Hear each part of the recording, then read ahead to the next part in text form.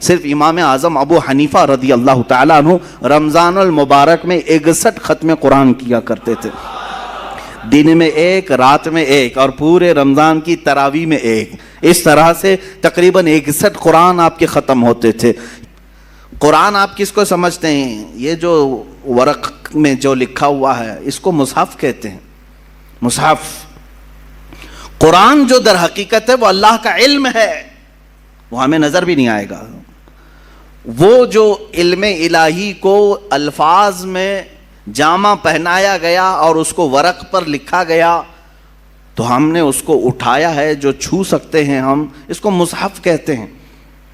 اصل قرآن تک تو کسی کا ہاتھ پہنچ ہی نہیں سکے گا.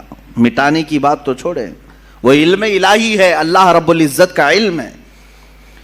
قرآن عظیم کو اللہ تبارک و تعالیٰ نے نازل فرمایا اس رسول پاک کے قلب اطہر پر جو کائنات کے سب سے اعلیٰ افضل رسول ہیں، افضل انسان ہیں، اشرف الرسل ہیں، میرے رب ذوالجلال کے سب سے پیارے حبیب ہیں.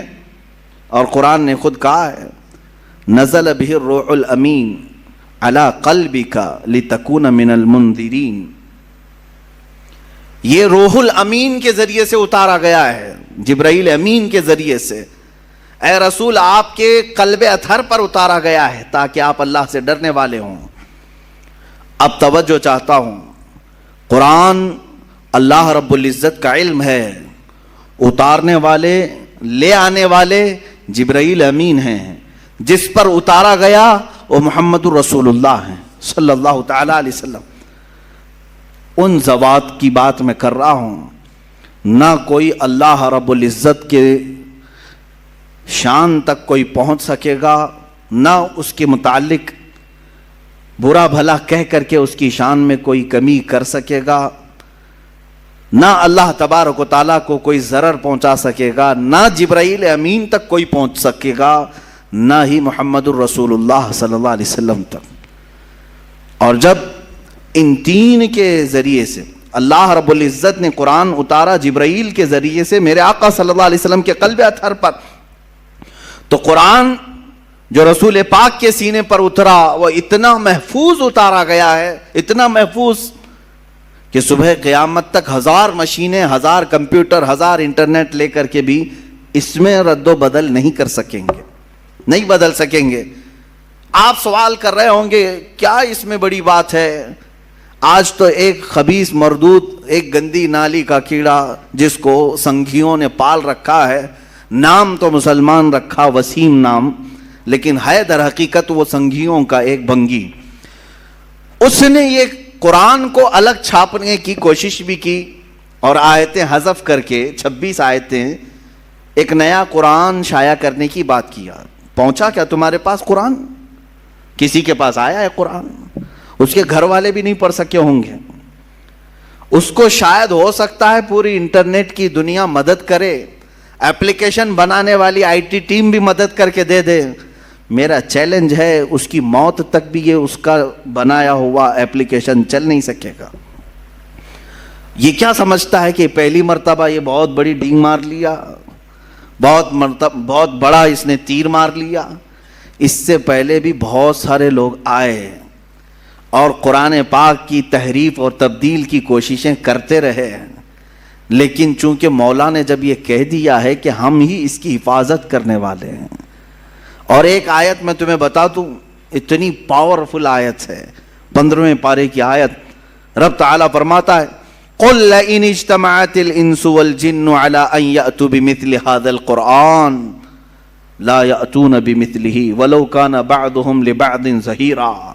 اے رسول آپ فرما دیں سارے جنات، سارے انسان مل جائیں اور ایک دوسرے کی مدد کریں اور سب مل کر کے چاہیں کہ میرے اس قرآن کی طرح بنا لیں تو ہرگز وہ بنا نہ سکیں گے. اتنا پاورفل چیلنج ہے، نہیں بنا سکیں گے.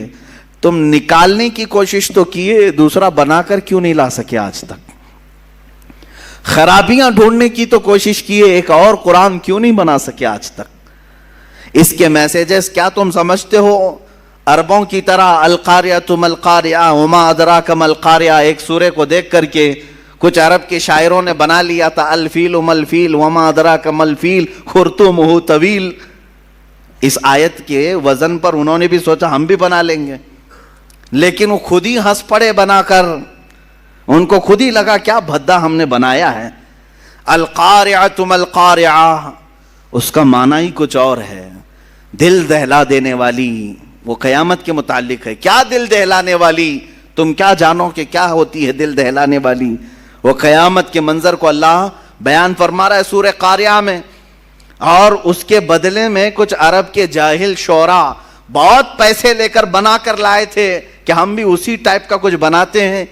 اور بنایا کیا؟ الفیل ملفیل وما ادراک ملفیل، ہاتھی تم کیا جانو ہاتھی، خرطومہ طویل، اس کی سونڈ لمبی ہوتی ہے، اس کی پونچھ چھوٹی ہوتی ہے. اور اس کے بعد پھر ہنسنے لگے. یہ کون سی سورہ ہے؟ یہ کون سی سورہ بنی؟ وہ خود اپنی بنائی ہوئی چیز پر ہنس پڑے اور پھر پھاڑ کے پھینک دیا. میرے عزیزو، عرب والے جو عربی کے بڑے بڑے بلیغ اور فصیح تھے، ان کے درمیان میرے آقا صلی اللہ علیہ وسلم نے صرف 3 آیتیں لکھ کر کے چیلنج کیا تھا. خانہ کعبہ پر پہلے شاعروں کے شعر لٹکائے جاتے تھے، کیونکہ عرب میں اس وقت لٹریچر کا دورہ تھا. جو سب سے اچھا شعر لکھتا وہ خانہ کعبہ کے دروازے پر لٹکایا جاتا، اور جب کوئی دوسرا اس کا جواب لکھتا تو یہ پہلا والا نکال دیا جاتا، پھر نیا والا لگایا جاتا تھا. مقابلہ ہوتا تھا. یہ مقابلہ کئی سال تک چلا، کئی دنوں تک چلا. جب قرآن پاک کی 3 آیتیں میرے آقا صلی اللہ علیہ وسلم نے لے جا کر کے لگایا، انا اعطیناک الکوثر فصل لربک وانحر ان شانئک هو الابتر. 3 ہی چھوٹی آیتیں ہیں، چھوٹی آیتیں، اور قرآن پاک کی سب سے چھوٹی سورہ بھی ہے. اتنا ہی لے جا کر کے میرے آقا صلی اللہ علیہ وسلم نے خانہ کعبہ کے پاس لٹکا دیا. اب عربوں کو تکلیف ہوئی کہ اس کا جواب تو ہونا چاہیے. شاعروں کو بلاؤ، پیسے دے کر کے بلایا گیا، آؤ اس کا جواب دو. بہت سارے آئے دیکھے، کیونکہ اس کا جواب لکھنا معمولی نہیں تھا. یہ ہے تو چھوٹی سورہ، لیکن معنی کے اعتبار سے ہر آیت میں ایک سمندر موجود ہے. اس کے مفاہیم، اس کے ترجمے کرنے بیٹھ جائیں، ہر لفظ کا ایک بہت ہی بلیغ معنی ہے، فصیح معنی ہے. تو ایک بہت بڑا شاعر آیا، اس نے کہا میں جواب لکھ دیتا ہوں. اس نے اس کے نیچے اپنی جانب سے لکھ دیا ما ھذا کلام البشر. اسی کے وزن پر لکھا اس نے انا اعطیناک الکوثر فصل لربک وانحر ان شانئک ھو الابتر. اتنا لکھا تھا. نیچے اس نے جا کر کے لگا دیا ما ھذا کلام البشر. وہ کہتا ہے میں اس کا جواب یہ لکھتا ہوں، یہ بشر کا کلام ہو ہی نہیں سکتا، یہ کسی انسان کا کلام ہو ہی نہیں سکتا. اس کے بعد پھر یہ خانہ کعبہ پر یہ لٹکانے کا سلسلہ بھی بندی ہو گیا. آخری مرتبہ قرآن کی وہی سورہ لگائی گئی، اور آج تک پھر دوبارہ کوئی چیلنج کے لیے لا نہیں سکا. عزیزان گرامی، میں تم سے یہ کہنا چاہتا ہوں کہ تمہارے ہاتھوں میں جو قرآن مقدس ہے اس کو معمولی نہ سمجھو. یہ اللہ رب العزت کی سب سے اخیر میں آنے والی کتاب، سب سے عظیم اسباق لی ہوئی کتاب، جس کے اندر اللہ نے زمانے ماضی کے قصص بھی بیان کیے، احکام شرعیہ بھی بیان کیے، آنے والے حالات بھی بیان کیے، تمہاری زندگیوں کی کامیابیوں کے راز بھی بیان کیے، لوگوں کے تباہ ہونے کے اسباب بھی بیان کیے، لوگوں کے معاشی حالات کیسے صحیح ہوں اس کے طریقے بھی بیان کیے، تمہارے اخلاق کیسے درست ہوں یہ تمام نکات بھی بیان کیے. یہ قرآن پاک ذخیرہ ہے علوم کا. میں نے اس سے قبل شاید 1 سال پہلے قرآن مقدس کے متعلق تقریباً بہت ساری چیزیں گھیر کر کئی علوم کو بیان کیا تھا کہ سائنس کی کتنی فیکلٹیز اس کے اندر سے نکلتی ہیں. ایمبریالوجی کو قرآن پاک سے بتایا گیا ہے. بچہ پیدا ہونے کے جو یعنی مراحل ہوتے ہیں 9 مہینے، آج جا کر ڈاکٹروں نے جو بتایا ہے، پہلے نطفہ ہوتا ہے، پھر علقہ ہوتا ہے، پھر مضغہ ہوتا ہے. یہ کس طرح سے بنتا ہے، پروسیس کیا ہے، قرآن پاک نے ایمبریالوجی کا پورے تھیسس اس میں بیان کر دیے تفصیل کے ساتھ. علم نباتات، علم جمادات، علم فلکیات، علم ارضیات، علم نجوم، تمام چیزوں کو قرآن نے گھیرا ہے، ہر علم کا کوئی نہ کوئی حصہ اس میں تمہیں ملے گا۔ اور رہی بات میتھمیٹکس کی، اللہ اکبر، پورے قرآن کی آیتیں میتھ سے ایسی جوڑی گئی ہیں الگ الگ انداز سے، جس نے قرآن کو دیکھا ہے اس نے ویسی تشریح بھی کی ہے۔ جانتے ہیں آپ، یہ 1400 سالوں سے قرآن دنیا کی سب سے زیادہ پڑھی جانے والی کتاب ہے۔ یا میرا تجزیہ نہیں ہے، میرا تجزیہ نہیں ہے، انٹرنیٹ پر موجود بڑے بڑے ماہرین جو دنیا کا سروے کرتے ہیں انہوں نے یہ نکال کر کے بیان کیا ہے کہ سب سے زیادہ آج دنیا میں جو کتاب پڑھی جاتی ہے وہ صرف قرآن پاک ہے۔ اور قرآن کا لفظی معنی بھی یہی ہوتا ہے جس کو کثرت سے پڑھا جاتا ہو، کثرت سے پڑھا جاتا ہو۔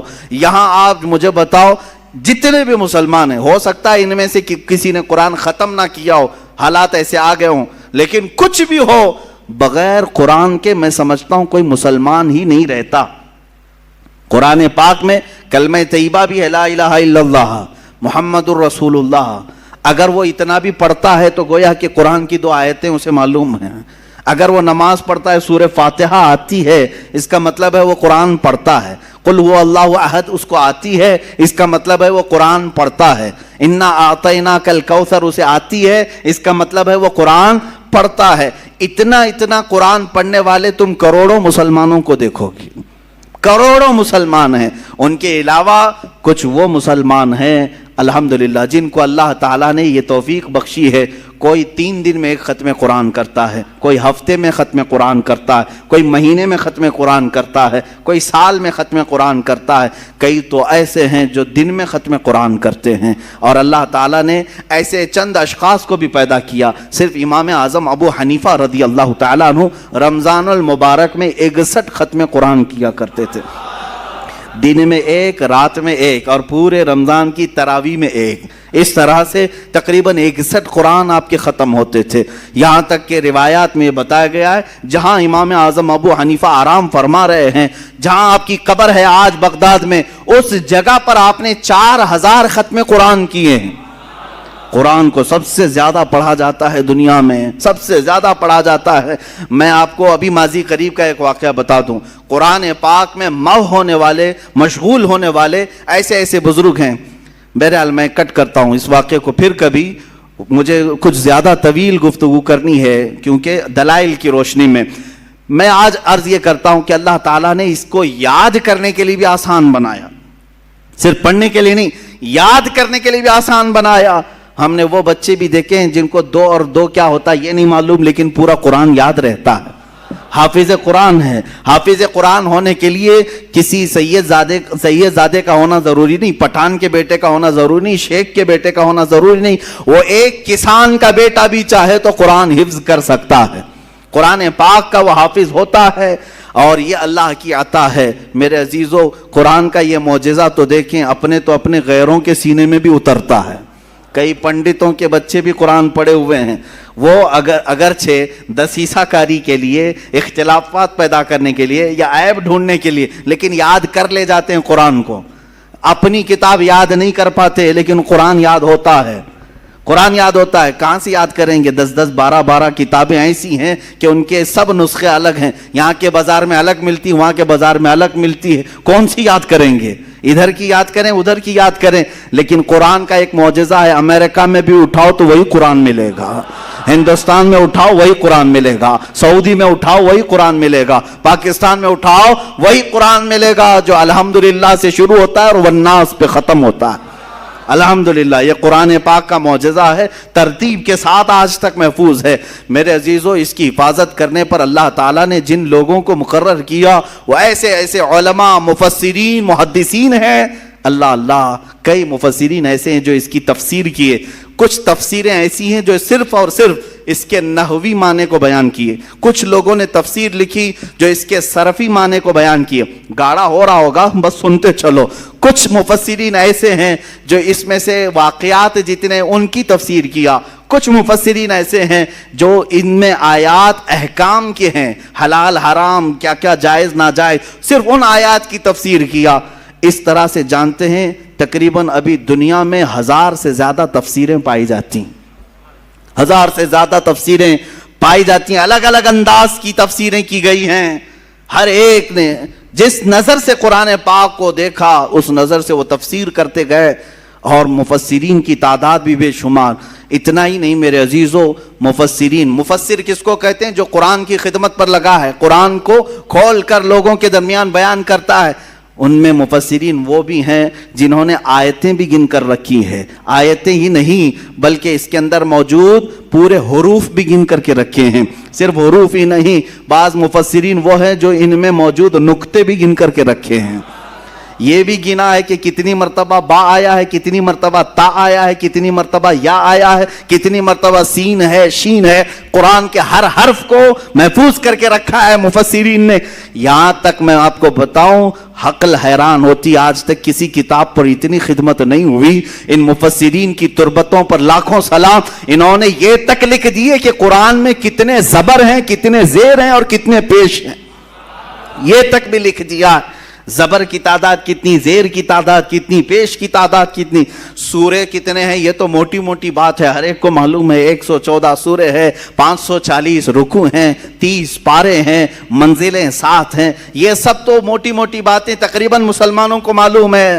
لیکن مفسرین نے اس کے نقطے, حروف, زبر, زیر سب جمع کر کے رکھ لیا. اب یاد کرنے کے لیے اتنی آسان اللہ نے بنایا. اللہ اکبر. کسی کو 3 سال میں یاد ہو رہا ہے قرآن, کسی کو 2 سال میں یاد ہو رہا ہے. آج بھی کئی ایسے لوگ ہیں جو کبھی 7 مہینے میں قرآن یاد کرتے ہیں. آپ کو پتا ہے بریلی کے تاجدار امام عشق و محبت اعلیٰ حضرت فاضل بریلوی رضی اللہ تعالیٰ عنہ عالم بھی تھے, قاری بھی تھے, محدث بھی ہیں, مفسر بھی ہیں.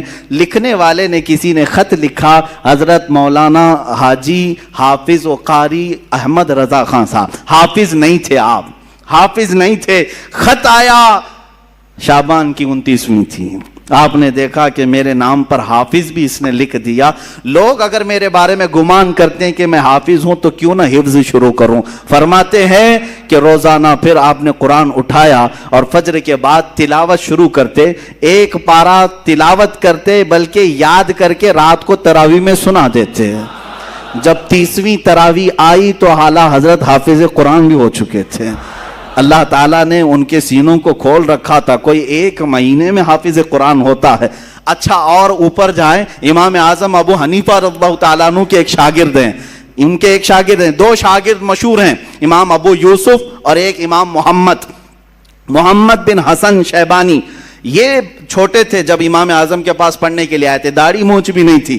امام اعظم ابو حنیفہ رضی اللہ تعالیٰ عنہ چھوٹے لوگوں کو قریب رکھنے سے تھوڑا سا بچتے تھے. کہتے کہ اور پڑھ کے آؤ, جب تھوڑی جوانی آ جائے تب میں درسگاہ میں بیٹھنا. امام محمد بہت بچپن میں ہی علم کے طلبگار تھے, شوق زیادہ تھا. آئے اور کہا کہ حضور آپ کی درسگاہ میں بیٹھنا چاہتا ہوں. امام اعظم نے دیکھا کہ یہ ہٹتا نہیں, جاتا نہیں, تو ایک شرط لگا دیا. کہا بیٹا میں اسی کو پڑھاتا ہوں جو حافظ قرآن ہوتا ہے, کیا تو حافظ ہے؟ کہا نہیں حافظ تو نہیں. امام اعظم نے کہا کہ اس کو چھٹی کریں, حفظ کرنے میں جو زمانہ گزرے گا اس کے بعد آئے گا. امام محمد بن حسن شیبانی چلے گئے. یعنی دل میں بات تو رہی کہ درسگاہ میں بٹھایا نہیں, چلو ٹھیک ہے. جا کر کے پھر 8 دن کے بعد واپس دوبارہ آئے. امام اعظم ابو حنیفہ نے کہا پھر آ گئے تم, میں نے تمہیں بھیجا تھا. امام محمد بن حسن کہتے ہیں حضور پورا قرآن حفظ کر کے آیا ہوں. آپ نے 8 دن قبل کہا تھا, اس 1 ہفتے میں میں حفظ قرآن کر کے آیا ہوں. یہ اللہ کا کلام ہے, وہ جس کے سینے میں چاہے اتار دے. اور یہ رب ذوالجلال کی عطا ہے. یہ تو میں دنوں کی تعداد بتا رہا ہوں, کوئی مہینے میں, کوئی 6 مہینے میں, کوئی سال, 3 سال, 8 دن. مولا اگر چاہے تو منٹ میں بھی کسی کے سینے میں اتارے. یہ اس کا کرم ہے. ذالک فضل اللہ یؤتیہ من یشاء. وہ اللہ کا فضل ہے, وہ جسے چاہے عطا فرمائے.